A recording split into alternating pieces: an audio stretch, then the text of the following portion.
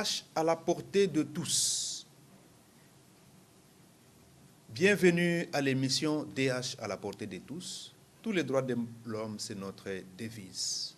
Votre émission préférée est diffusée à la radio-télé catholique Elikia chaque vendredi et rediffusée chaque vendredi. Comme nous l'avons rappelé, AUDEF est en train de fêter, de célébrer et célébrera ce décembre les 13 ans de l'existence de cette émission DH à la portée de tous. Une occasion pour nous de remercier la radio-télé catholique Elikia et son éminence, le cardinal Ambongo. Cette émission qui a commencé il y a belle lurette et elle continue à partager sur les droits de l'homme. La chaîne qui fait la promotion de la dignité humaine. Cette émission sera présentée par votre serviteur, Maître Henri Wembolo Aotsudi Kenge. Et à l'actualité, nous avons 4 points. 4 points, on parle de la CENI, on parle du Parlement, Conseil des droits de l'homme des Nations Unies et du Comité des Nations Unies contre la torture. Notre thème du jour, un thème pas comme tous les autres. Loi numéro 23.028 du 14 juin 2023, déterminant les principes fondamentaux relatifs au régime pénitentiaire. Solution aux détentions préventives illégales ou boîte à Pandore. Nous allons répondre à cette question parce qu'il y a une nouvelle loi qui porte sur les principes fondamentaux relatifs au régime pénitentiaire. Comprenez ceux qui connaissent la matière, l'ordonnance numéro 344 portant organisation portant au régime pénitentiaire est abrogée. Et désormais, nous avons une nouvelle loi. Cette loi que nous présentons est importante et c'est dans cette loi que l'on a modifié ce régime pénitentiaire. Pour commencer avec l'actualité, CENI, notre commission électorale nationale indépendante, à travers son président Kadima, il encourage tous les candidats à préparer les élections. Et sur terrain, plusieurs candidats et plusieurs citoyens continuent à se poser la question: y aura-t-il élection ou pas? À la question de poser pourquoi pas, dès l'instant que le président de la CENI encourage toutes les personnes à préparer les élections, on dit les kits électoraux ne sont pas arrivés sur terrain ou les conditions ne sont pas encore réunies. Comme défenseurs des droits de l'homme, tout ce que nous pouvons faire, c'est d'encourager tous ceux qui se sont présentés comme candidats de se préparer, de préparer sérieusement leur campagne et de préparer aussi leur surveillance des élections. Ils auront des observateurs dans les bureaux.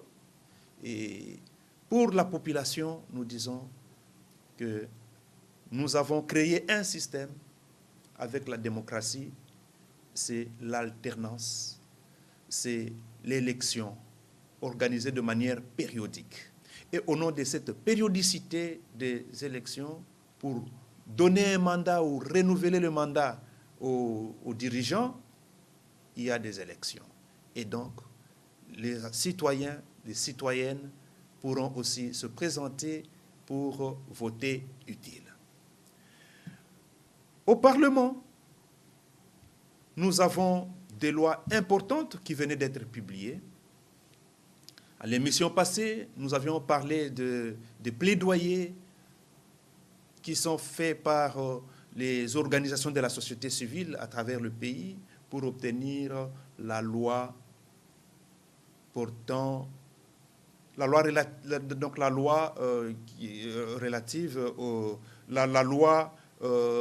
relative à la protection et à la responsabilité du défenseur des droits de l'homme.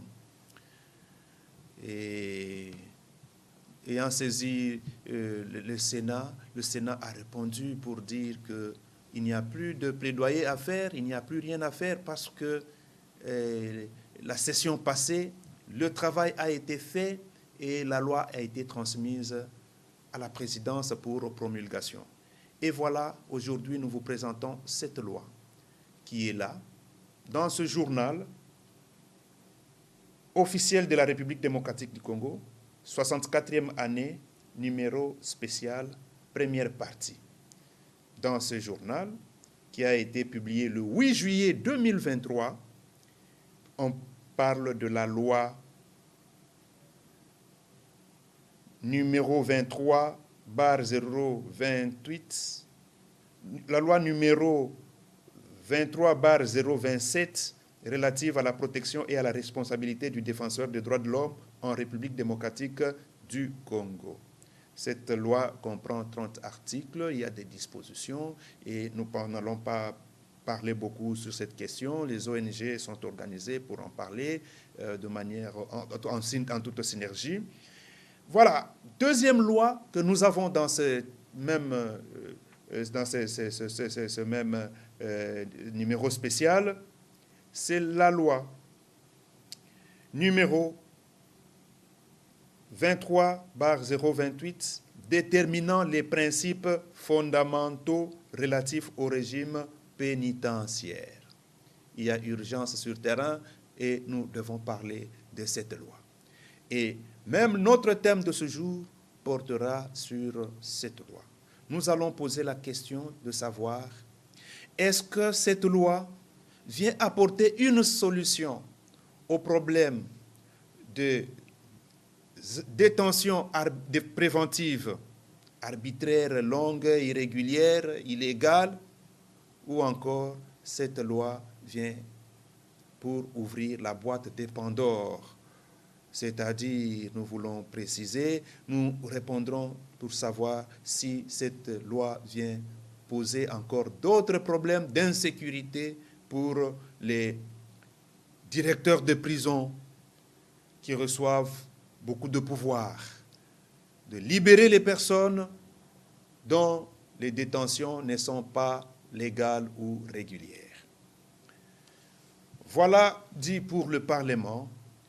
Et voyons au Conseil des droits de l'homme des Nations Unies, la RDC est passée pour un dialogue entre la République démocratique du Congo et les autres États partis. Et à travers ce dialogue, il y a eu des questions importantes posées à la République démocratique du Congo. Il y a eu aussi des réponses qui ont été données et enfin des recommandations pour aider la République démocratique du Congo à faire des avancées dans le cadre de promotion et protection des droits de l'homme. Il faut signaler que la publication au journal officiel de ces deux lois, ça fait partie vraiment des avancées importantes de la République démocratique du Congo pour la promotion et la protection des droits de l'homme. Dernier point d'actualité, c'est au Comité des Nations Unies contre la torture, il y a eu des élections pour les experts au Comité des Nations Unies contre la torture. Et à ce niveau, la RDC a été aussi représentée. Votre serviteur a été candidat de la République démocratique du Congo comme expert au Comité des Nations Unies contre la torture. Et 5 personnes ont renouvelé leur mandat, ce qui fait que la chance n'a pas souri. Pour nous, votre serviteur, Maître Henri Wembolo Aochoudi Kenge, nous félicitons beaucoup toutes les autorités de la République pour avoir soumis notre candidature à ce niveau. Ce n'est qu'une partie remise, Dieu le voulant, d'autres occasions pourront se présenter. Thème du jour, loi numéro 23.028 du 14 juin déterminant les principes fondamentaux relatifs au régime pénitentiaire. Est-ce que c'est une solution aux détentions préventives illégales et irrégulières ou c'est une boîte à Pandore? Voilà la question que nous posons. Et, chers téléspectateurs, il est important que nous puissions lire la loi que nous venons de signaler tout à l'heure. Notre pays a adopté une loi très importante qui modifie ou qui abroge l'ancienne loi en rapport avec la situation des prisons. Ça, le régime pénitentiaire. Et aujourd'hui, nous avons une nouvelle loi, c'est la loi numéro 23/028 du 15 juin 2023, déterminant les principes fondamentaux relatifs au régime pénitentiaire. Sans passer par la lecture de toutes les dispositions de la loi, nous allons nous atteler à lire ensemble avec vous l'article 27. L'article 27 de cette loi est très important. Et à titre de rappel, à l'émission passée, nous avions parlé de l'article 209 du Code judiciaire militaire. Et dans ce Code judiciaire militaire, selon cet article 209, il est dit que si l'instruction de l'affaire doit durer plus de 15 jours et que le magistrat instructeur militaire estime nécessaire de maintenir l'inculpé en détention, il en réfère à l'auditeur militaire. Celui-ci statue sur la détention provisoire et décide sur sa prorogation pour 1 mois. Et ainsi de suite, de mois en mois, lorsque les devoirs d'instruction dûment justifiés l'exigent. Toutefois, la détention préventive ne peut être prorogée qu'une seule fois, si le fait ne paraît constituer qu'une infraction à l'égard de laquelle la peine prévue par la loi n'est pas supérieure à 2 mois de servitude pénale. Si la peine prévue est égale ou supérieure à 6 mois, la prolongation de la détention préventive ne peut dépasser 12 mois consécutifs. Dépasser ce délai, la prorogation est autorisée par la juridiction compétente. À tout moment, le détenu préventif peut demander à l'auditeur militaire sa remise en liberté ou sa mise en liberté provisoire. Cette disposition est très importante et nous en parlons pour que les autorités judiciaires, les auxiliaires de la justice qui accompagnent les personnes en détention, les ONG et toutes les personnes en détention avec leurs membres de famille sachent que nous avons une loi et la détention, qui est une exception, a une certaine organisation. Lorsque la loi n'est pas bien respectée, il y a beaucoup de cas de détention arbitraire. Et là, nous parlons de la situation devant les juridictions militaires, devant les parquets militaires. Il faut retenir une chose, c'est que le parquet militaire, que nous appelons auditorat, il y a auditorat de garnison, auditorat supérieur et auditorat général. Ces niveaux de parquet sont très importants à retenir dans le travail de poursuite des auteurs des crimes contre les lois militaires. Toute personne qui commet des infractions, la loi militaire, et là nous parlons beaucoup plus des militaires et des policiers, parce que principalement la justice militaire est faite pour les militaires et les policiers. Mais il arrive aujourd'hui, et ça fait partie aussi des questions qui sont soulevées de plus en plus, un civil doit-il être jugé par les juridictions militaires? On y répondra plus tard. Mais aujourd'hui, disons que devant le parquet militaire, une personne en détention doit savoir que le parquet a le pouvoir d'arrêter jusqu'à même à 1 année, mais en respectant la condition de proroger, d'obtenir l'autorisation de son chef hiérarchique. D'abord 15 jours, après les 15 jours, de mois en mois. Il faut justifier devant l'autorité qu'il y a des devoirs à accomplir dans le cadre de l'instruction de l'affaire. Et la détention, ce n'est pas quelque chose de hasard ou un cadeau, ou ce n'est pas une occasion pour torturer ou arrêter, faire des pressions dans n'importe quel sens. C'est pour instruire une cause, c'est-à-dire documenter les éléments, chercher les preuves de la culpabilité avant que le dossier ne soit fixé devant le tribunal compétent. 12 mois. Mais il faut que le magistrat instructeur respecte certaines conditions.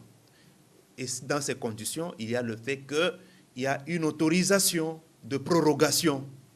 15 jours d'abord. Après les 15 jours, chaque mois, il faut cette autorisation.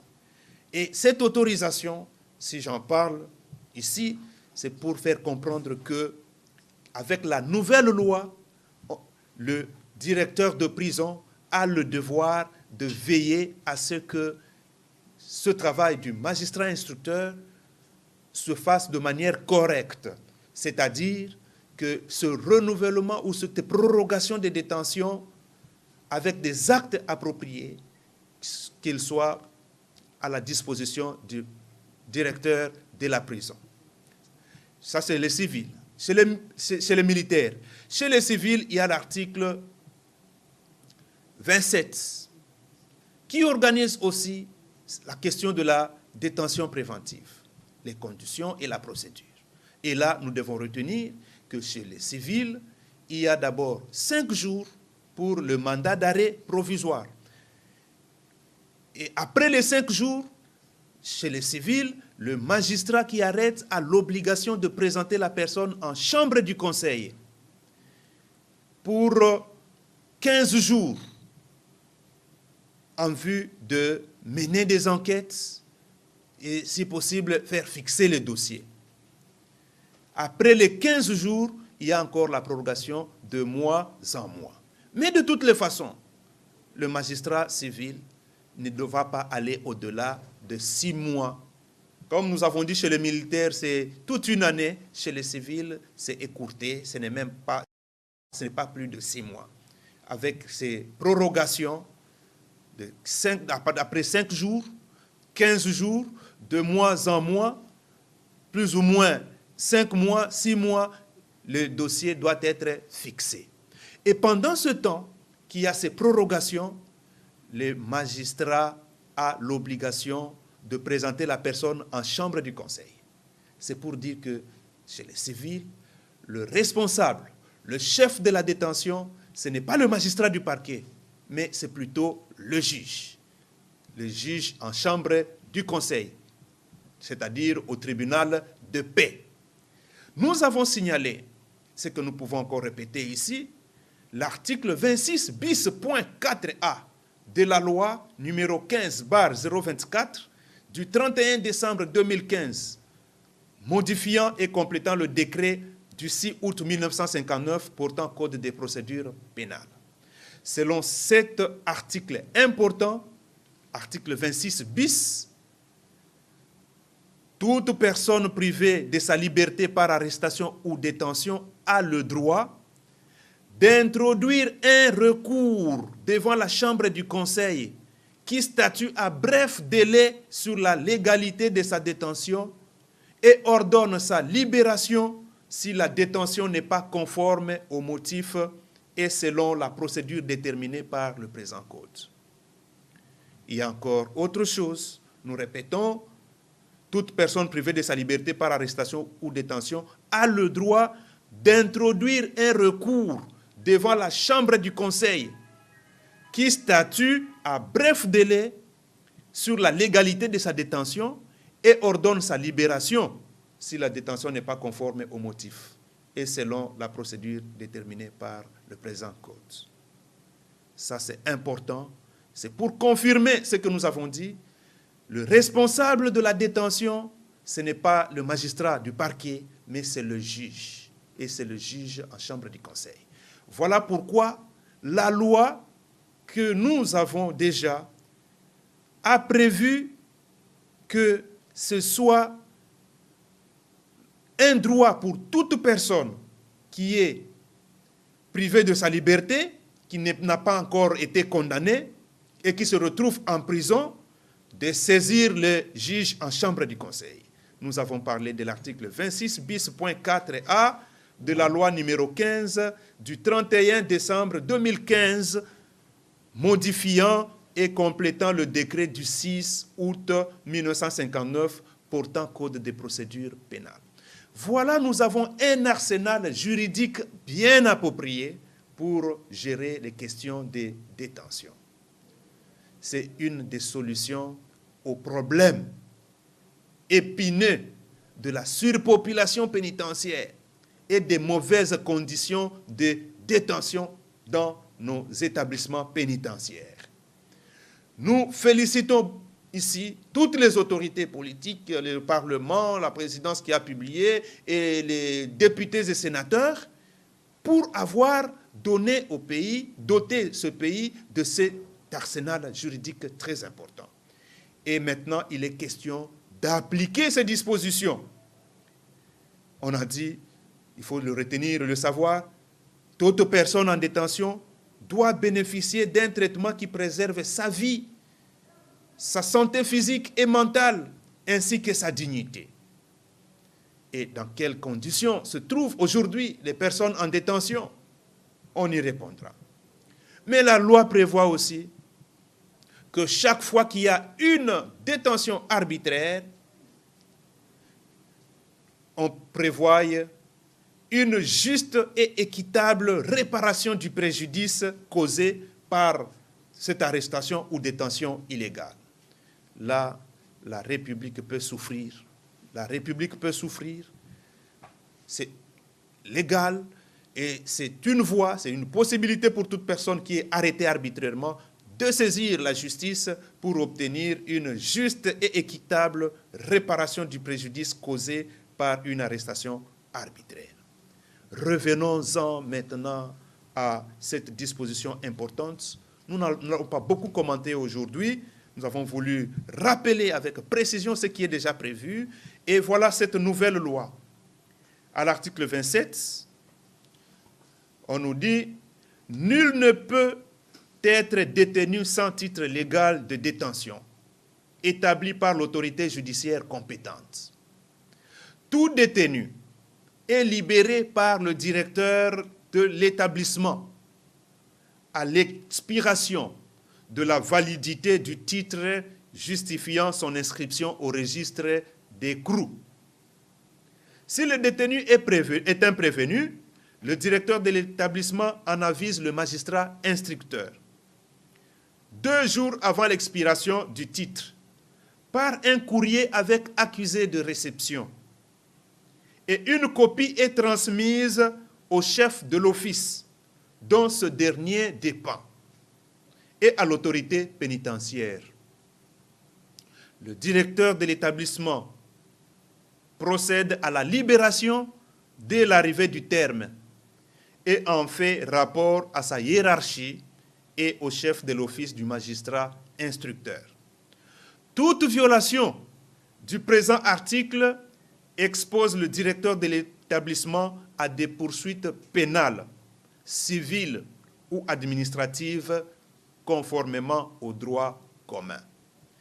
Voilà cet article important qui vient encore enrichir notre arsenal juridique dans le domaine pénitentiaire, dans le domaine de la détention préventive, dans le cadre aussi de la lutte contre la torture et les traitements inhumains.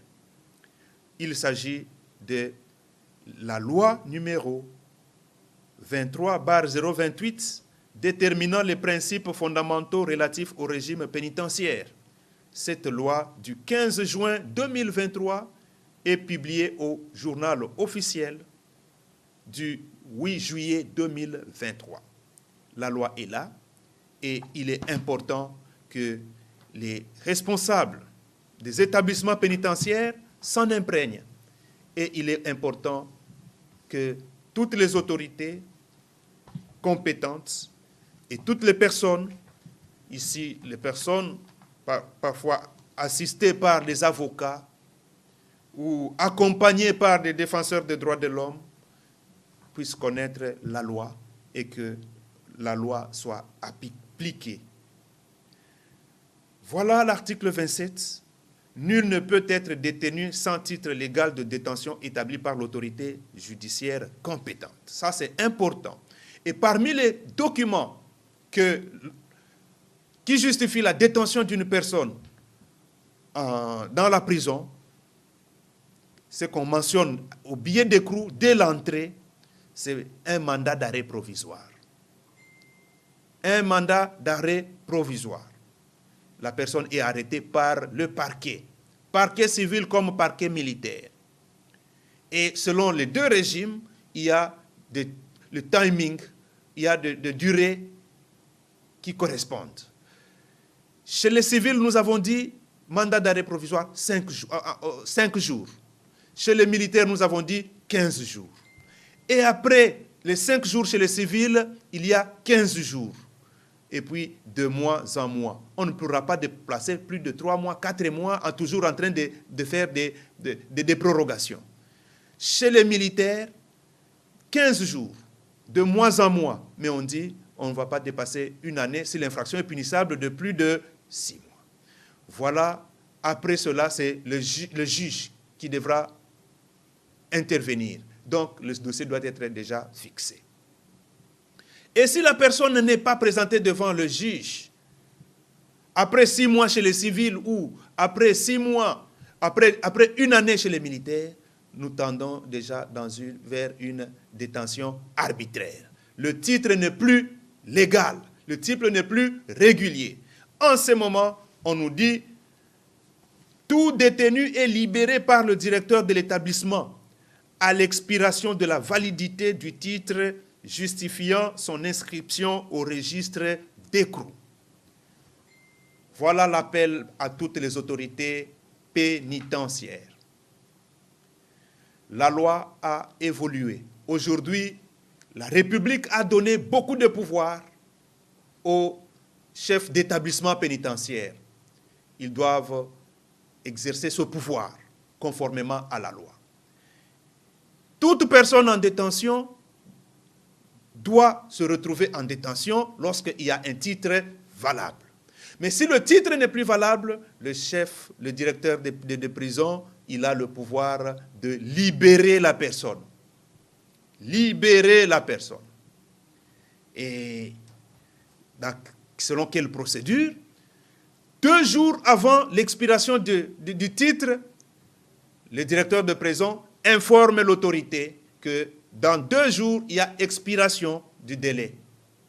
Là, c'est pour la personne qui est poursuivie, qui n'est pas encore jugée, condamnée. 2 jours, il y a expiration du délai. Le ministère public, prenez les dispositions. Régularisez cette détention ou ordonner la liberté de la personne, ou voire même accorder la liberté provisoire. Dépasser les 48 heures, le directeur de l'établissement procède à la libération dès l'arrivée du terme et en fait rapport à sa hiérarchie et au chef de l'office du magistrat instructeur. Voilà la réalité que nous avons aujourd'hui. Et le dernier alinéa nous dit « Toute violation du présent article expose le directeur de l'établissement à des poursuites pénales, civiles ou administratives conformément au droit commun. » C'est à ce stade que nous disons, est-ce qu'on n'ouvre pas la boîte de Pandore? La boîte de Pandore, pourquoi nous voulons en parler? Parce que il y a toujours eu je ne voudrais pas dire une rivalité, mais un problème entre le pouvoir des magistrats et le pouvoir des autorités pénitentiaires. À un certain moment, avec les lois que nous avions, l'ordonnance numéro 344, l'autorité pénitentiaire était le gardien des détenus. Mais aujourd'hui, comme on voulait, l'autorité pénitentiaire a le pouvoir de libérer la personne sans se référer au magistrat. Il le libère et il en informe. Et c'est plus grave ici parce que il peut faire ouvrir des actions disciplinaires contre les magistrats. Ou encore, s'il ne respecte pas la loi, c'est le directeur des prisons qui risque d'avoir